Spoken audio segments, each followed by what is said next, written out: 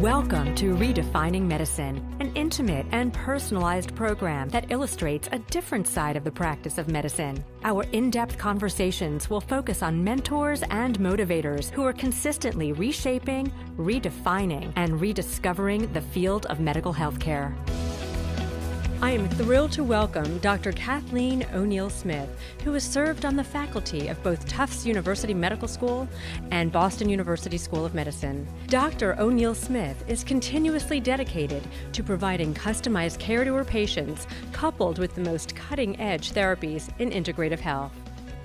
Thank you so much, Dr. O'Neil Smith, for joining us today. I appreciate you being on our program. So nice to be here with you. Oh, thank you. So let's just rewind the tape a little bit and think back to what initially inspired you to get into medicine. Well, it wasn't that I ever thought I was going to be a doctor. I didn't grow up thinking I was going to be a doctor, but I was really into athletics and really appreciated the human body and how it functioned from high school, for sure, and absolutely wanted to explore optimum performance and athleticism young. And so I spent most of my time in the athletic world teaching science and physiology and biology in high school, and then coaching rowing. That was really what inspired me to be well. And once I finished with my rowing career, and I knew I had accomplished what I wanted to accomplish there as an athlete and as a coach, I then decided to figure out what direction I would go in, and medical school was the only option. And as a teacher at a local high school in Boston, I had many parents who were doctors, and they had encouraged me unequivocally and overwhelmingly to consider being a doctor. So you had the desire from day one to really get into an integrative approach? I did. It wasn't the approach you take, because once you go to medical school, right, it's certainly not learning about that. You're learning all about sickness. So learning about sickness was the path. And then throughout medical school, I ultimately did a year of pathology fellowship, 1 year in pathology, to try to really get into the body again and really understand the body from a sickness perspective, because ultimately I would have to address that in order to get it to optimally function. So from the very beginning, it was looking at how the body could go awry, what could go awry, and then how could I help it function optimally. So it is my understanding that you graduated from Boston University, magna cum laude. Correct. Okay. Mm-hmm. And then you did your pathology internship at Mass Gen? That's right. Okay. So I see here you also did your internship and residency in internal medicine at the Brigham and Women's That's Hospital. right, Okay. yeah. So how, after spending those years in practice, how did you, or what was the impetus to make you transition into an integrative practice? Well, when I finished med school and went into my residency, I had 3 children under 15 months. Three under 15 months? Okay, so there's a set of twins in there somewhere. There's a set of twins, okay. Exactly. So I had a boy and then I had twins spontaneously. So I had to figure out how was I going to manage everything. So initially I did end-of-life care because people were relatively captive. They were very sick. I did palliative care, hospital-based, could work at any hour of the day, and also manage my own life, my own health, and my children as well, my babies, who were born quite premature. So it was they're fine, no issues, but it was just a lot of work. So I did a lot of end-of-life care, and I really loved my work. I really, really loved the hospital-based work I did, and really kind of from the pathology to that, just from my pathology internship to that, really spent a lot of time just understanding how I could help these people. And ultimately, one thing that happened was I loved that work so much, I thought this is like a whole new industry. I feel like I'm on Mars every day when I go to work, and I feel like these people, they don't know how they got there. Something's got to give, and I've got to understand how can I help these people at the other end of things. This isn't the Olympics, this is the opposite of the Olympics. So I have to understand how can I intervene with the general population as opposed to the elite level athlete and help them understand how they can be well and how they can live their life optimally and prevent this from happening. At least, if not for them, for me, for the people I love around me, what can I do to help them understand what they can do to make their life better and their end of life better? Right. So it's one thing to think that way, and it's another thing to completely change what you're doing every day and how you're doing it. Right. So how did you come to, what was your next step? Well, my next step was getting sick. So I got sick as well, so everybody has their personal story. And so for me, I ended up being very, very sick. I lost 10 pounds and then 20 pounds and then 30 pounds. And of course, I told you I had those babies at home, and I thought that I was dying. I was dying. So I was ultimately 80 pounds. Oh my goodness. And, just kind of continuing to go through the days and not understanding what was happening. And I saw a series of doctors who didn't really know either. And I went to the head of the department that I was in, who told me that I was a survivor and I should see the psychiatrist. So I went to see the head of psychiatry, in my waif-like state, wondering what was I going to do. But I needed somebody to understand that I was sick, and I didn't know what it was. And he agreed, this head of psychiatry agreed, you're sick. You're not crazy, you're sick. So it turned out that I had, in my 30s, developed type 1 diabetes. Wow. So it was was really, really, really sick. So I had to really crawl myself out of that cavern, bunker.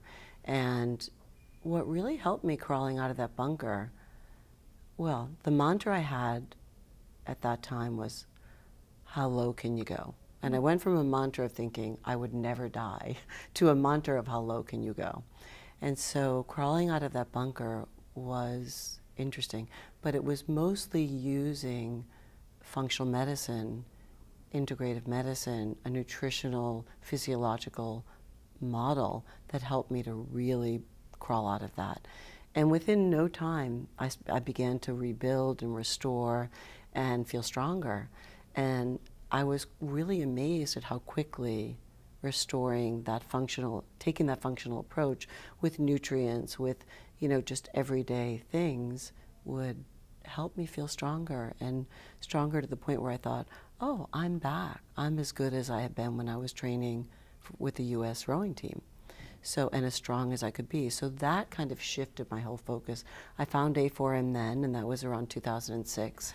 Let me just ask you, so did you find out all this information about utilizing a functional medicine approach on your own, or did you seek out a physician? On my own. Okay, so how did you even learn that something like that existed? I just Googled it. Are there fellowships, or is there an approach to understand how to use these nutrients in a medical way, in a way to help people feel better? And I found one of the modules that was tiny in Chicago way back in 2006, and that was the beginning of the beginning.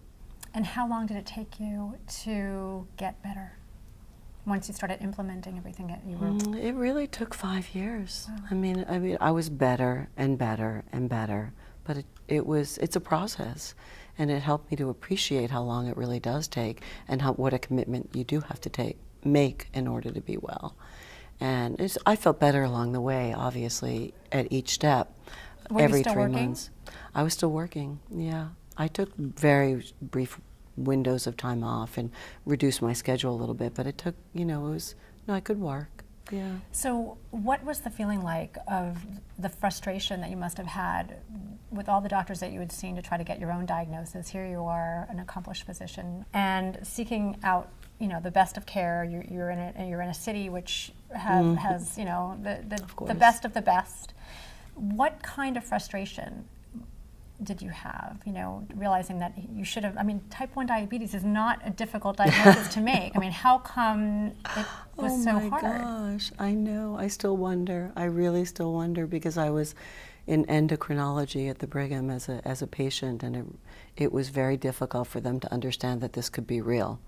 And it was difficult for me to accept it as well, because I thought I had lived my life so cleanly that how could this happen to me, and the fact of how could if this could happen to me, what could happen to other people Was that it the didn't pay pregnancy attention. that turned? It was probably the pregnancy, but I think that was a major stressor, you know, in terms of many things that we now understand, the Right, microbiome and metabolically, all of these other things. But I think that there was also, you know, there's a susceptibility, a genetic susceptibility, there's a major stressor, and then there's got to be another event. I mean, is it the microbiome? Is it an infection? What is it? I mean, who knows? It's multifactorial, and I don't really think it matters, because I think it gives me an appreciation, and it is my best teacher day in and day out of how to really, you know, come at a challenge that somebody has, a medical challenge that I have or a patient has, and just find the way to slog through that to get to wellness. And the fact that I could find my way through that, you know, using all of the principles that I learned at A4M, you know, with each module along the way. And at that point, there were only 4 modules, you know, and now I don't know how many there are. There are many, many modules that are amazing. But those 4 modules were the foundation for healing. And they continue to be the foundation for healing patients in my practice. So what period of time lapsed before you gave your notice and moved on from? I would say I stuck with my regular practice for an additional year. Oh, so it was pretty quick. Okay. It was pretty quick. Oh yeah, no, I was pretty quick. I'm definitely one to just like dive in. If I believe it, and if it makes sense to me, and I can understand it, I'm all in. So how did your allopathic training differ from the training that you received from A4M? And Well, they're 2 ends of a spectrum, right? So they're kind of an about face. I'm glad I had all the allopathic training I had, because it definitely provided a springboard from the sickness, from being mired in sickness, to what does it mean to be optimally well. But I think if I didn't have my physiology background and my athletic background, it would have been a little bit more difficult. For me, it's a no-brainer. The way that A4M and I call it a sickness model versus a wellness model. It's a no-brainer. I mean, it's the only way to approach something. But if you understand the sickness model, then you can approach it more readily that way. And it's something that I do in my practice every day. I say, well, we have choices. We can choose this model, we can choose this model. It's difficult in Boston practicing within this model, because my colleagues, whom I love and respect, are really mired in that model. They're mired in the pharmaceutical industry. They're mired in an algorithm that absolutely approaches health from a disease state. And, you know, I feel blessed. I feel really blessed and fortunate to have gone down this path at the beginning, when the modules were small, when you could know all of the people, all of the professors, all of the teachers who I think are amazing and who have taught me so much. So have you received criticism from your peers? Oh, every day, every day. But no regrets? Oh my gosh, are you kidding? I feel that what I do in my world right now of medicine is ethical, it's safe, it's effective, it's sustainable, and I don't think the other model is. I don't think it's ethical. It's hard to say. I don't think it's sustainable, and I don't think it's safe. So can you discuss some of your success stories, some of your patients? Sure. I mean, from the way I approach my practice is I have kind of a pyramid approach, and I really think of it as, you know, just seeds, fertilizers, and cytoskeletal structure, or structure on a bedrock, right? I mean, that's just, it's very basic. We have a bedrock, those are our genes. Those we have to influence. We have to take that into consideration no matter what happens. We want to plant seeds, but we have to know that there's a structure for where those seeds are planted. You just can't drop them anywhere and just hope they're going to grow. You know, that would be wonderful, but in this environment that doesn't happen. So, you know, I think of seeds, and I think of like how to fertilize those seeds and how to create that growth. And so obviously the seeds are the stem cells, and upregulating the stem cells, or providing the stem cells, or providing platelet-rich plasma or some plasma, and then the peptides are just another bonus in terms of it. The nutrients are essential, and the people that I work with in the fellowship component that I work in, which is the peptide certification, it's all important. And you've got to just kind of always come back from a 40,000-foot view to understand how are you going to really make and create not one amazing tomato plant for 1 year that you enjoyed those tomatoes but they're never coming back. This is how do you get a perennial garden to grow, to flourish, to thrive. And how do you feed those seeds and nurture those seeds day in and day out? And what are the components, the microbiome, the peptides, the nutrients, the genome. It's all important. And you've got to keep it very simple for your patients so that they can understand what they need to do in order to be well. So who is your typical patient? Well, I would say that my typical patient is usually a failure of the system. So it's somebody who basically has been in the medical system, the Boston medical system, and they've attempted to be treated there, but they haven't done well. And so as a result, they feel like a failure because that medical system stops trying because they've tried all of the pharmaceuticals and then they come to see me. Woo. And then I have to start with that whole bedrock. What's going on, and I have to examine it, and I do with many, many, many biomarkers. But then I just come back to what can we do? And we just take it one step at a time. So I would say, I'll give you an example of a young boy whose family brought him to see me, and he had lost all of his hair in a day. Literally, they were on vacation, in Christmas break for the family, and they came back and he was bald. From medication? No, from an autoimmune condition. Oh, wow. An autoimmune condition. And they wanted to go the typical Boston route. They went to Children's Hospital of Boston. They did steroids and they did Rogaine and they did everything, and the family thought it was Lyme, and they went down a path for 6 months of how to potentially grow his hair back. And at last 6 months later, they came back to me and they said, okay, we're ready. What is it you need to do? And we took that analogy that I used earlier of, what are your genetics like? What are your genes like? What is your GI tract like? And we began to heal that. And I used peptides and PRP, nutrients that I know, and we grew his hair back in 9 weeks. Oh my goodness. In 9 weeks, to a full head of hair like yours. Wow. What a wonderful success story. It was amazing. I'm still amazed at it, but it really is just taking those principles in the pyramid approach that I have, which is understanding the genes and the nutrients and the peptides and the plasma and just restoring, Now, have you restored and gotten to the bottom, or should I say, have you gotten to the root of what this autoimmune situation, or is it it's not temporary, this is something right, that's right. So have you gotten to the root of what this is and how to prevent him from having other symptoms and side effects from this? Well, that's a good question. He's not on any medications at this point. So it's now 3.5, 4 years out. So he's not on any medications, and we continue to monitor his labs. So I would say that we know that his immune system is affected, and so we're working on restoring his immune system with some of these peptides. We know that his biome is affected, and we're working on healing his gut.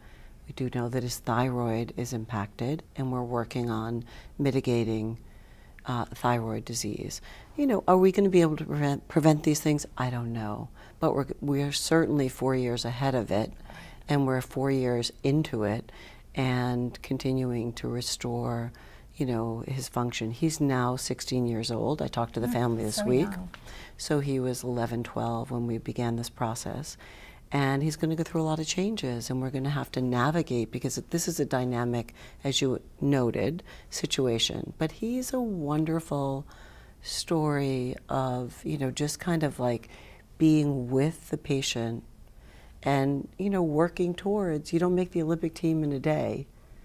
And it may be 4 years or it may be 8 years. For me, the journey was a good 6 years of going there. So this is a journey for him of how to create and restore his system. It's never over. The work is never done. But how can we simplify it so that he can live a normal, healthy life and know what kind of a workout to do that day, right? If we equate it to that. You can't do the same workout every day. You've got to kind of be with it. How am I feeling? How am I sleeping? How am I eating? What am I thinking? And this kid is in it. He's really in it to win it. And he knows how to think about his food, how to think about his sleep, how to think about his stress, how to think about his movement. Talk about a compliant patient. Wow. Right. Most adults aren't. But he's got hair growth, and he wants his hair to be on his head and not on the pillow. Let's talk a little bit about, you keep mentioning microbiome. Can you discuss the relationship between the microbiome and neurological disorders? Oh, of course. So I speak a lot on the brain-gut connection and the shifting the paradigm and understanding, what's going on with this. And I think the science is really emerging right now.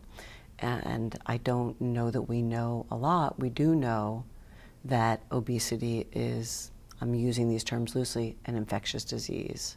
And clearly that there are bugs within the biome when there is dysbiosis or disruption of the normal biome that are affecting our biome and that are affecting the genome of the biome, or the microbiome, which is the genes of the biome. So I think that this area of science is going to have an enormous impact on how we treat our patients and ourselves in the long run. So that, along with understanding these peptides and this cell-to-cell signaling and restoring these bio-natural regulators, which are amazing, I mean, we can use all of this new information to restore health and restore immunity, a stronger immune system for our patients. And it's going to be fascinating how we put this all together. Now, are you, with the new modalities that are out there, are you able to reverse, when you clean up the microbiome, are you able to reverse any disease or disorders that they might be having in terms of on a neurological standpoint, if it's in relationship to Alzheimer's or Parkinson's or what have you? Are you able to reverse that, or just nip it? I never think in terms of reversing. Right. So I'm not thinking about going backwards. I'm thinking about, I'm here right now, and where do I want to be? And I know that it's so dynamic, that the body and the biome, our genome, that all of this environment is a very dynamic environment. So I'm thinking about, how can I stay with this environment and encourage it? Come on, let's go. Here we go. We're going to be a little bit better today, a little bit better tomorrow. So I'm thinking about how I can encourage it to behave and function as best it can. Okay. Yeah. So I'm always thinking about, how do I affect through the GI tract, starting with the mouth, right? How can I affect and improve how it communicates with the brain? So, especially when you sit down and talk to integrative physicians, you get, it's like you're getting 25 opinions as to which diet, and gluten or no gluten, Mediterranean or paleo or ketogenic or what have you. So in your practice, what do you recommend, or is it again patient to patient and individual approach? When I first started, being in physiology and nutrition as an undergrad, and also being an athlete, I thought I knew the answer to diets, and I really was, it's this, it's that, I no longer feel that way. I think that the diet is dynamic. I think that we are so emotionally connected to our food that I have to work with each individual patient about what they can do and what they're willing to do. And for me, having type 1 diabetes has been the biggest lesson I could ever have. I never imagined that this would be a challenge I had. So I have to work with ketosis and carbohydrates and proteins and fats within my own diet, and I've learned so much that I never knew by having this challenge. So I think it's very individualized, and I really don't promote any particular diet. I work with the patient's food choices and connections and what makes them feel good and what doesn't make them feel good. And you test for sensitivities and things? In order to get them to understand that, I test for sensitivities. I use that information loosely. I do not think that gluten is good for anybody. I do not think that dairy is good for anybody, but I work with the individual to find out what will work for them, because we just have to start with small changes, and then we can grow and build on those changes. So this young boy who would come into you, is he not the typical patient, obviously, but in terms of the span of time that it takes to bring back that patient to optimal health, was that time period, those several months, was that the typical? Oh my gosh. Time period, or no? Well, he was brilliant. I think the younger they are, oftentimes, if they have something that they want badly enough, he wanted his hair, and he saw his hair come back. So if they want something badly enough and they get a result, they are going to be your best patient. The patient who is the old dog, it's really hard to teach them new tricks, and they are really wedded to what they believe. And I will say that most patients, when they come into the practice, they're telling me everything they do right, and they've read everything, and I do this and I do that and I listen. And then it's really a dance with them to have them be open and willing to make a change, because they really want to defend what they think they're doing. It's really interesting to me. It's very psychologically based, and I just kind of go with the flow with them in terms of trying to find out where we can make a change and what they're willing to do. So thinking back to when you made the transition, and if you reflect back on your career now, why is this field of integrative and regenerative medicine so important to you? It's the most important thing. It's really the most important thing, that we take a step back and we look at, forgive me, but the chemical warfare in the environment and in the body from all angles, including pharmaceutically. And I really believe that we have got to work with each individual patient that finds us to help them understand how they can be well and what they can do to be well, and to feed their bodies and to supply their bodies with the most optimal nutrients for functioning that are available to them today. So when you speak and you teach here at FAARM, what pearls of wisdom can you offer to your students that'll be in that classroom about whether they're new to FAARM, new to integrative medicine, or they've been here for years? I think the most important thing is coming together and learning from each other and sharing the information that we have, the experiences that we have, and what works, right? What works for our patients. So always go to 40,000 feet. The details can be overwhelming, but if you can come back to 40,000 feet and you can have a view with your patient, with your client, of one or two things that are changeable for them, introducing something that will A, be safe, B, make them feel better, help them to feel better, and to know that you're on their team, right? That you're really with them and you understand them and appreciate them. You can give them something. My job is to make somebody feel better within 2 weeks. Wow. Within 2 weeks. They have to feel a positive change. And if they don't, I'm not on the right track. So I gather the data, I go to 40,000 feet, and I know that in order to build a rapport with my patient, with my client, with the person sitting in front of me, I have 2 weeks. I have 2 weeks to make a change. I'd prefer to do it that day before they leave the office. My goodness. And have them feel something different that's positive. So that's my goal, and I check in within 2 weeks, and if we haven't made a change, we have another 2 weeks to do that. So I take it in very small intervals, and I try to make a difference. Do your patients know your personal story? I don't think they do. No, I don't think they do. Yeah. You've intentionally chosen not to share it with them? No, I think that probably what my patients know is that I'm committed, and what they know, and I tell them when they leave the office after the very first visit, I may not have the answers. I may not have the answers as to what is causing you to feel unwell, but you know, and I can promise you that I will never give up trying to help you. If only somebody other than yourself had told you that, trying to find what was wrong. Right, that's exactly right. I'll never give up, and I'll always be here. Even when you don't feel well, you can let me know. Be honest, be truthful.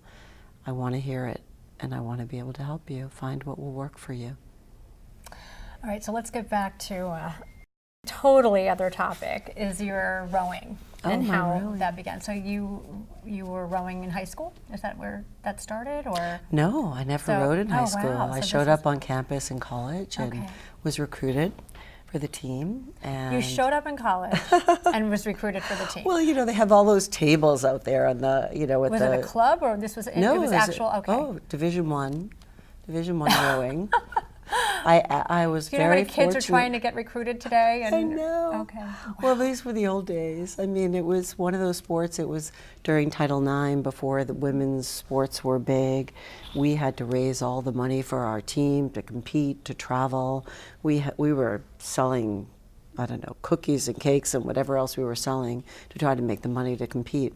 But I was really fortunate. I had two coaches, my freshman coach and then for the rest of my career. In college, I had two coaches who had rowed on the U.S. team and were great mentors. And they took me under their wings, and I was committed. And I think I had more notebooks from my daily rowing logs than I did from my courses, that I kept notes, rigorous notes of what I wanted to do in order to be better and in order to win. So I was really, really committed to this and really, really loved competing and just understanding the sport and how to make a boat go faster and better and to be stronger and to outsmart any of my competitors strategically. You were on the U.S. Olympic team? So I started rowing in the 70s, and in 1980 I was invited to be part of the Olympic development camp. So I started rowing then, went out to California for the summer and competed, lived there and competed then, and that was the beginning of the journey. And subsequent to that, 1980, we did not go to the Olympics, right? So I was not part of that Olympic team. That had already been developed from 76 through 1980. So in 1980, I was part of the next crew to come through for 84. So rowing became my passion, my life, my passion. I thought about it, lived it, slept it, dreamt it, ate it. It was everything I did every day. I mean, it was what I thought about every day. And then I just, we had a really, really, really exceptional team in college, and we won all of our races and went to nationals. And from there, I went every summer to training camps and selection camps, which were held around the country, and made the U.S. team, and it was but that was my first introduction to peptides, though I didn't know it, because I was training and competing against as Dr. Seeds calls them, beasts from the Eastern Bloc countries, and we would show up in, you know, Switzerland or Canada or Germany to compete, and the women from the other countries were enormous. I mean, they were not like my teammates. They were enormous, and I remember, you know, people having their urine collected in the bathrooms and not really even understanding what was going on. Right. You know, and then realizing in the end, yes, there are other drugs that you can take in order to compete. But we did well. We were always medaling.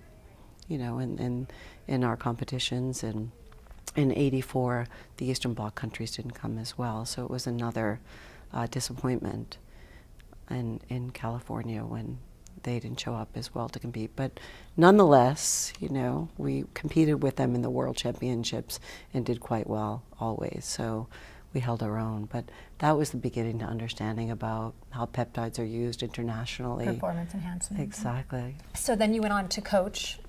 Okay. Right. So I rode through 1984, and then beginning in 1985, I coached the U.S. team, initially the lightweight women, and then subsequently the heavyweight women.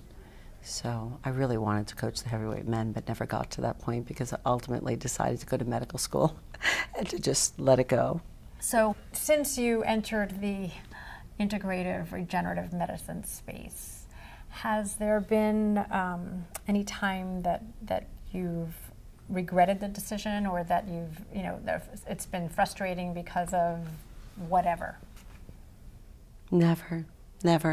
I really think that I've been so blessed and so fortunate to have entered this arena so early on in my career, relatively. I wish it had been earlier, but I think that being able to put together the athletic work that I've done, the work with athletes that I've done, the work in teaching science and physiology and biology in high school, going to medical school, doing pathology, working with the elderly, and coming all the way, to the other spectrum, all the way back, and just letting that pendulum swing back to regeneration has been kind of a dream come true.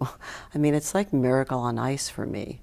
This is the gold medal, to be able to be here, to be able to be practicing regenerative medicine with the perspective that I've had, and also, to have had to, deal with the challenge of type 1 diabetes, and all of it has been really a miracle for me. And I'm really, really grateful every day. And every day I wake up, and every day I don't know if I'll have the answers for my patients. And I just feel grateful that I have the knowledge base that I have, the colleagues that I have that work so hard in this industry to advance it, that I can go into the office and at least have the foundation to do the best I can do, to bring the best information to these people that I can bring. I'm really blessed, and I'm very grateful for that.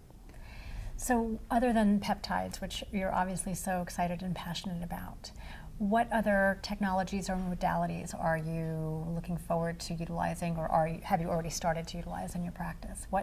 What's the next 5 years look like for you, as well as the future of medicine? Well, certainly the microbiome, certainly peptides, certainly PRP and stem cells. So I've done the stem cell fellowship through FAARM. I work on the board of the American Academy of Stem Cell Physicians, which is a relatively new group, and on the IPS board, the International Peptide Board. So those two areas, along with the microbiome, I think are the most emerging areas. And I work every day, I read every day, I'm on board calls every day with some of these groups to really understand and to advance in a rigorous way the science of these medical therapeutics. So I can't even believe, I think we're at the beginning of the beginning in all of this industry, and I think it's going to be remarkable to see how this all changes. Genomics, proteomics, exosomes, you name it. It's all really, really, really exciting. But I think the really important thing for all of us in medicine and for the consumer and the patients is to remember, how can we apply this? What can we practically do to apply this to our everyday life, to be well, to help others be well? I think that's really the thing that we have to continue to remember. I think we'll leave it at that. Thank you. Thank you so much. Thank you. Really a pleasure.